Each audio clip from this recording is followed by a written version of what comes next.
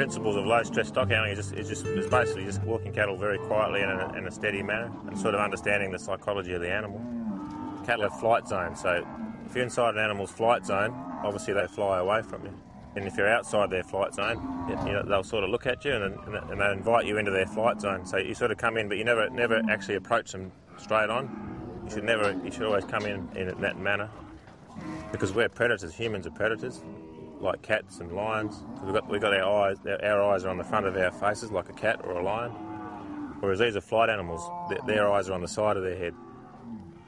So if we approach them in our natural, instinctively, we approach as a predator, and these guys read that straight away, like we're approaching as a predator. So that just sends them. So if you can go against your instinct and approach them like that,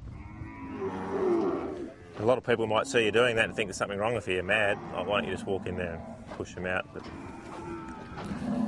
So basically, if you want these little guys to go up.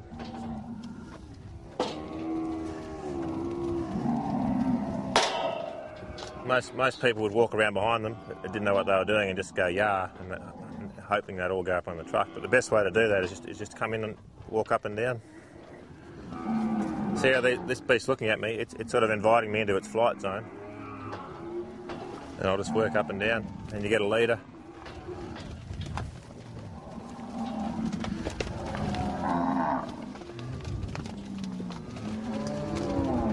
See how these animals, they want to go up there. I'm not forcing them to go up there. There's a difference between.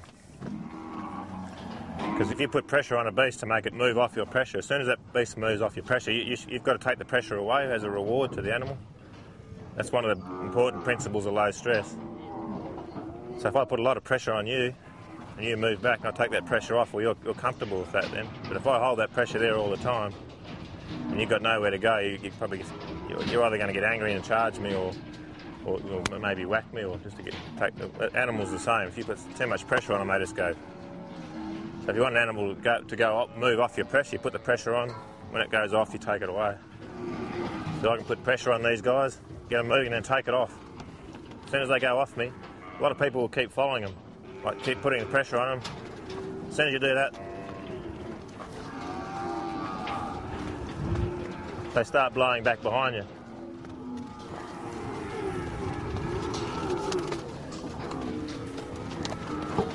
And then, they jam up, then they get stressed. So you can just walk up behind them. As soon as they move off your pressure, take it away, see? You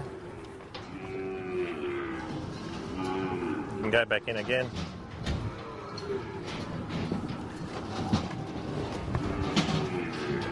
I can take the pressure off that little guy and he just turns around. In years gone by, we go into the yard armed with a piece of polypipe each, or maybe a branch off a tree, and you'd sort of almost go to war with the cattle. But with low stress, your whole mindset changes, and you actually go in there in a relaxed frame of mind. You're working with the animal in a cooperative manner, so instead of going in there and fighting them, you're actually going in there working with them. We haven't had a workers' compensation claim in 4 years, and we used to have a lot of workers' comp claims before we started doing low stress.